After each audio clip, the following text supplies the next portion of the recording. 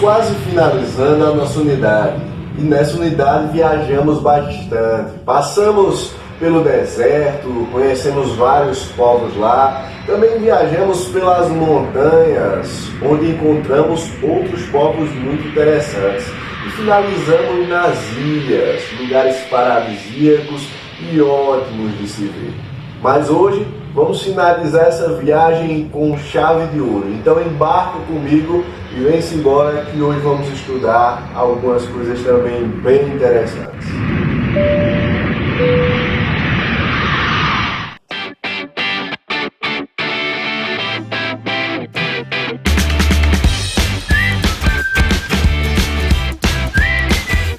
Nesse bimestre, nós estudamos a vida de várias pessoas em contextos históricos e geográficos totalmente diferenciados. Podemos perceber várias diferenças entre um povo e outro povo. Vamos imaginar, por exemplo, o primeiro contato que nós tivemos lá no comecinho da unidade. Foi com um povo lá do Egito, há muitos e muitos anos atrás. Agora imagine, por exemplo, as pessoas que moravam naquela ilha que estudamos na semana passada. Quantas diferenças você pode observar entre os antigos egípcios e os moradores das ilhas Faroe atuais. São totalmente diferentes. Diferenças que são, antes de tudo, históricas, por viverem em momentos diferentes, em épocas diferentes e terem costumes totalmente diferenciados pela sua localidade. Mas também são fatores geográficos.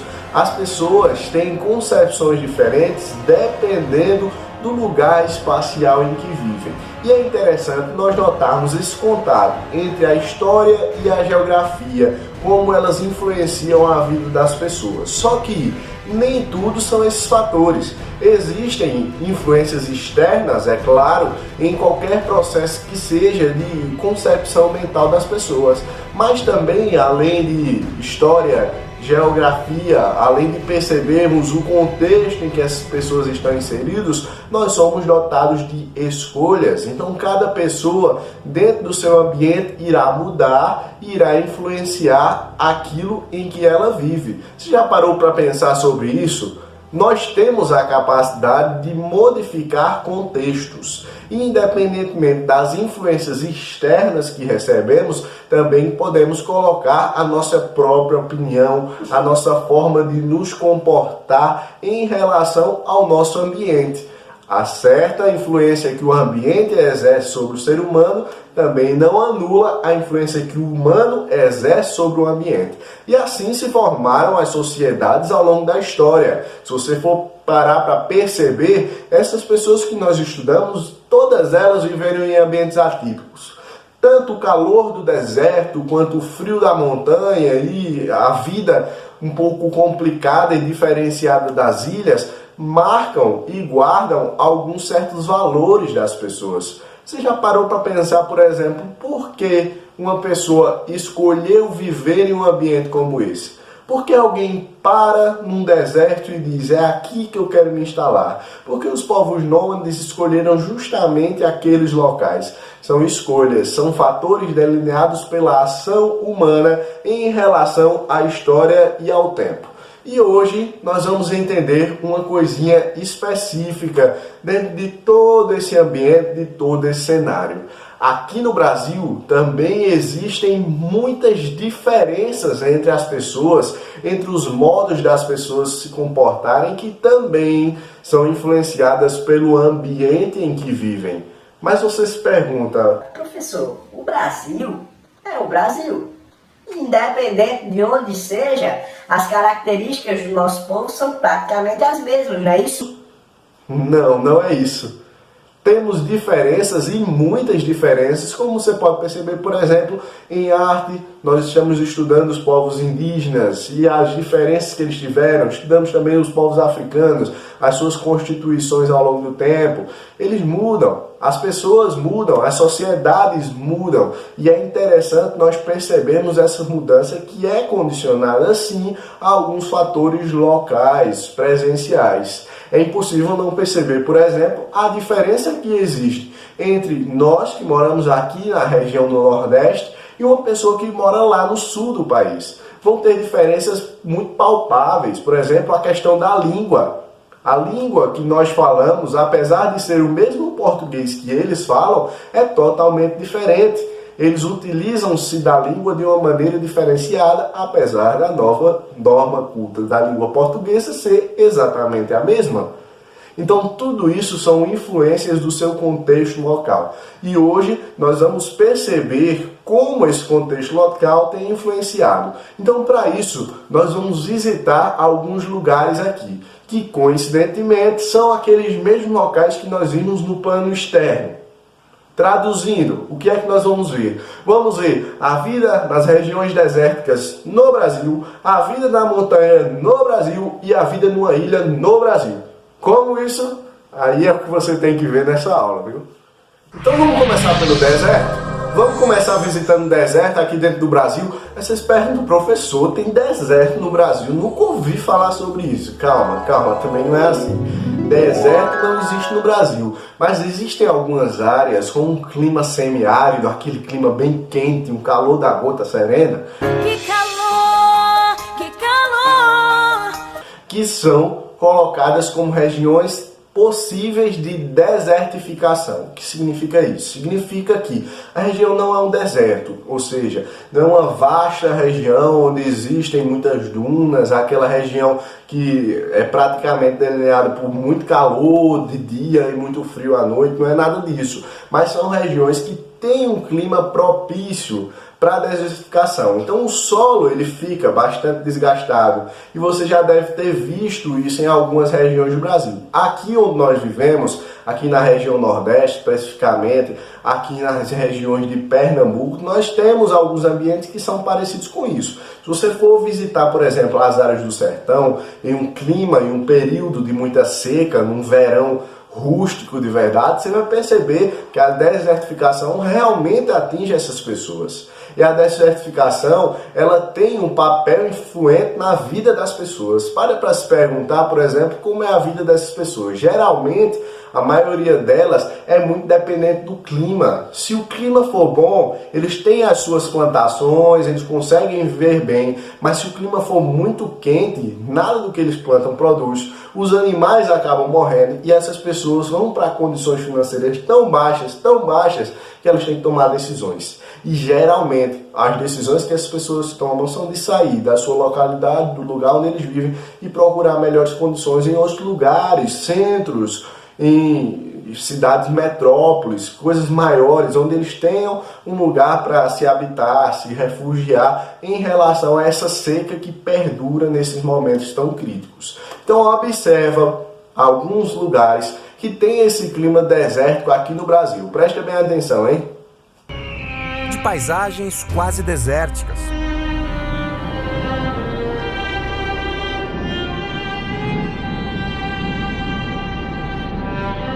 2.300 quilômetros de estrada entre 3 estados brasileiros: Ceará, Piauí e Pernambuco.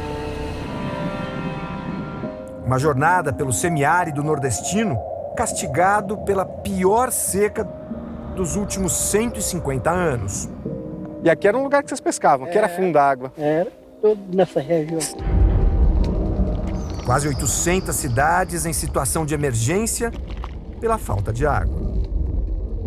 Quando você olha esse campo todo aí, seco, o que você pensa?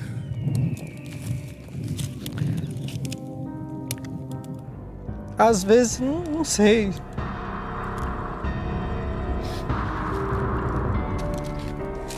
A gente tem que enfrentar com coragem.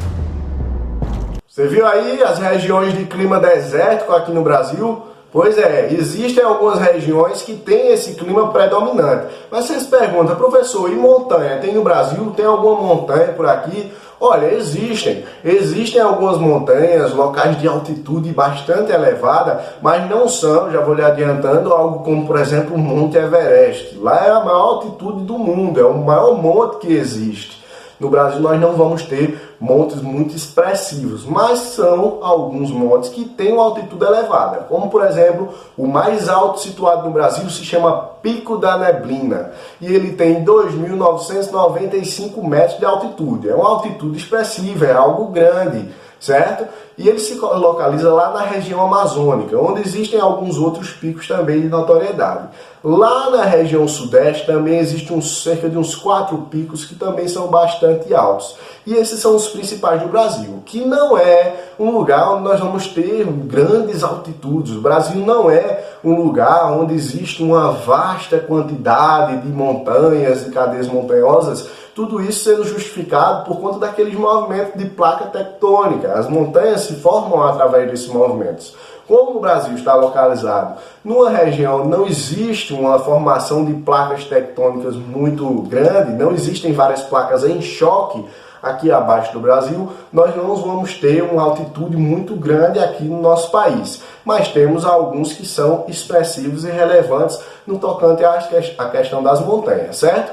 E professor, esses picos, esses locais são muito visitados? A maioria deles são visitados por turistas, pessoas que são aventureiros, dizem assim, eu vou subir, eu vou lá em cima da montanha, chegar lá, vou tirar uma selfie, mandar pra galera dizer que eu sou o cara corajoso. Mas pessoas para residência, para morar de fato lá, como nós vimos alguns povos lá na Cordilheira dos Himalaias, lembra? Os Sherpas, nós vimos também os Mons. Aqui no Brasil nós não vamos ter. Apesar de não existirem pessoas que moram lá em cima das montanhas, existem alguns que moram ali no arredor dessas montanhas. É o caso dos Yonanamis, ou algumas aldeias de indígenas que moram ali próximo do Pico da Neblina. E lá eles estabelecem a sua vida, tentando preservar o máximo esse Pico da Neblina de uma possível degradação, que as pessoas de fora pudessem trazer até lá.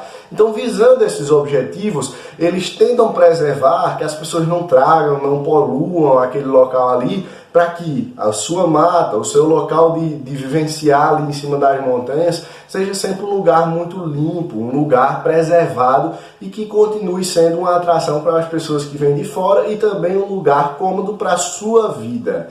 Visando esse objetivo, em 1970, mais ou menos, foi criado o Parque Nacional do Pico da Neblina, que tem esse objetivo de preservar o local, de fazer com que as pessoas tenham a noção de que esse local ali nas montanhas é um local que, além de ser propício a práticas de aventureiras, também é um local que deve ser preservado por fazer parte do patrimônio aqui do Brasil. Pico da Neblina, ou Iaripo, montanha do vento e da tempestade, segundo os Yanomamis, que consideram o local sagrado. O ponto mais alto do Brasil está a 2.993 metros acima do nível do mar e possui uma área de mais de 2.200.000 hectares.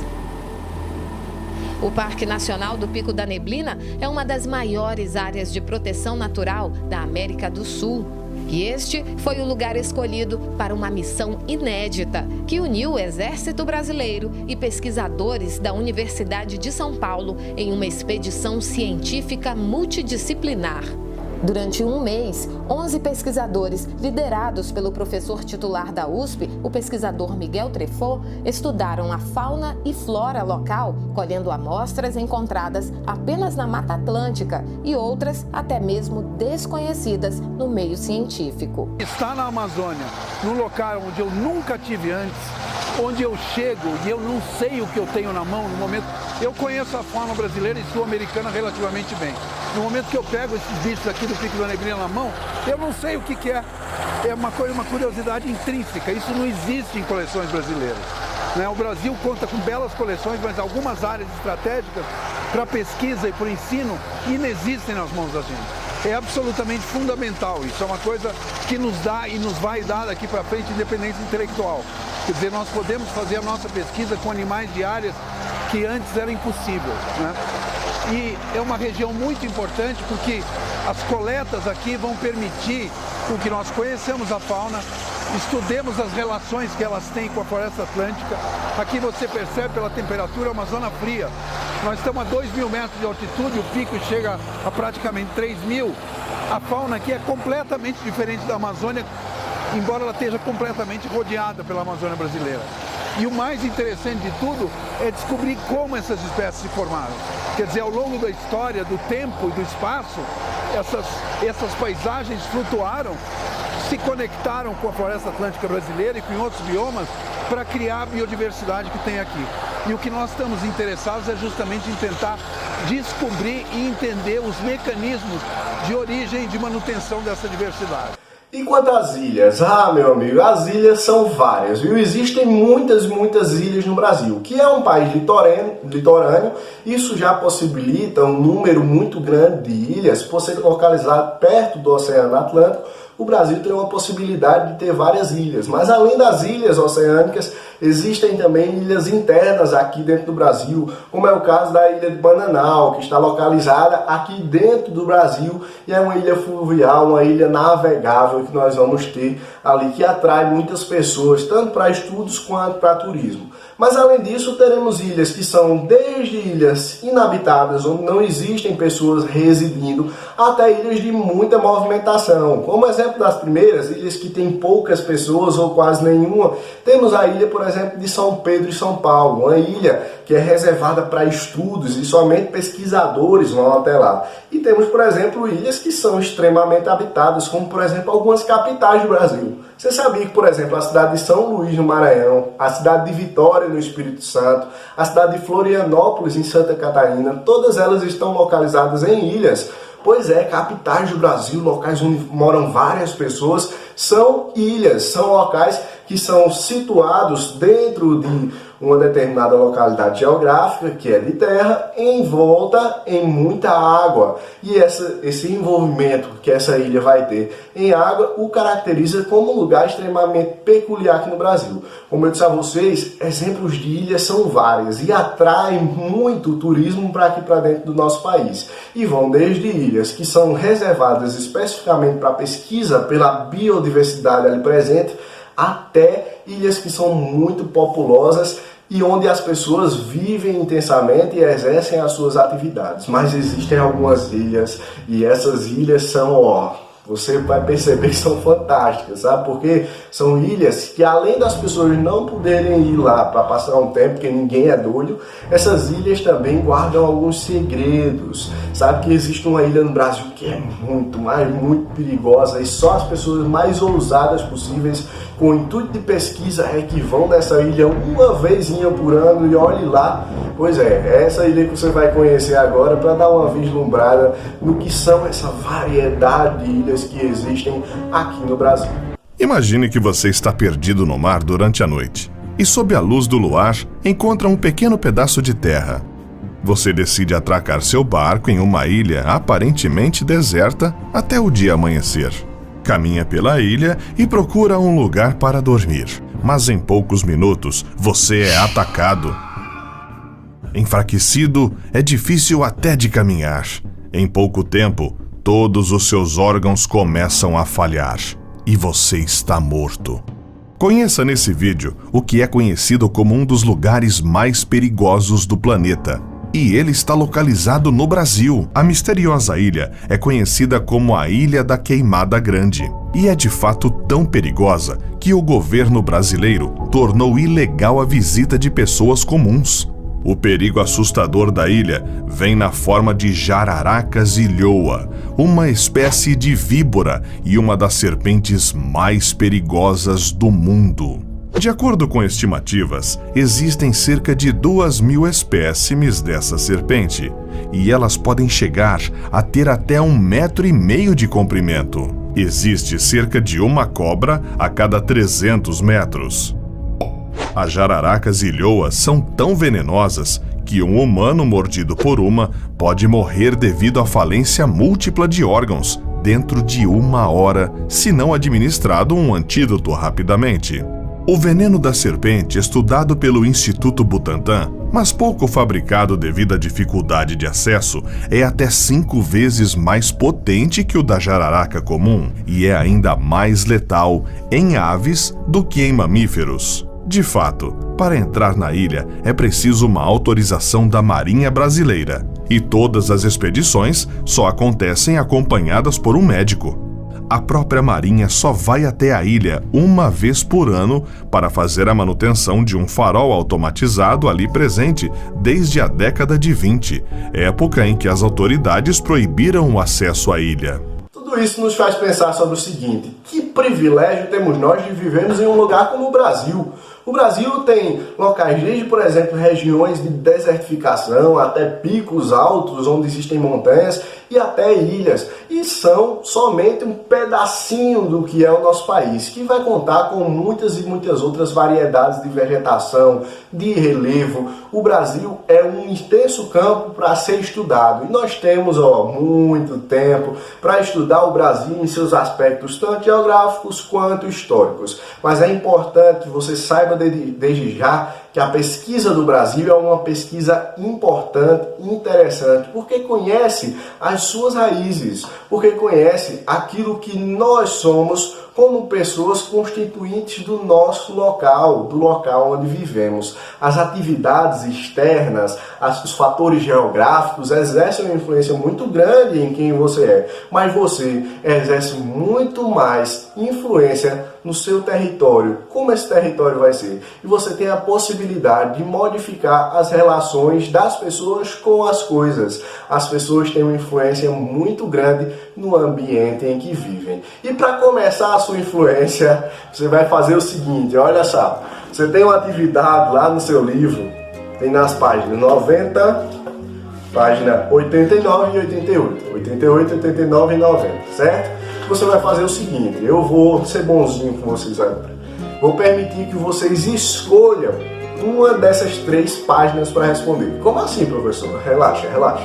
É o seguinte, você vai fazer o seguinte, nós entendemos as ilhas, entendemos os montes, as montanhas e entendemos os desertos. Você prefere qual dos 3? Deserto, montanha ou ilha? Você vai escolher qual dessas 3 atividades você vai querer responder. Temos a vida nas regiões desérticas no Brasil, na página 88, a vida nas montanhas, na página 89, e a vida em uma ilha, na página 90. Qual dessas 3 você vai escolher, aí é com você. Você escolhe uma e responde apenas uma dessas 3 páginas, aquela que você escolher. Beleza? Tá vendo como foi bonzinho hoje? Simples, fácil de você fazer, você vai entender um pouquinho sobre uma determinada localidade aqui dentro do Brasil. Todas essas 3 atividades requerem uma pesquisa, então você vai ter que fazer uma pesquisazinha aí no seu Google, na sua internet, mas é fácil, tranquilo, e gente tão inteligente quanto vocês vai responder na maior facilidade. Beleza, gente? Até o próximo vídeo.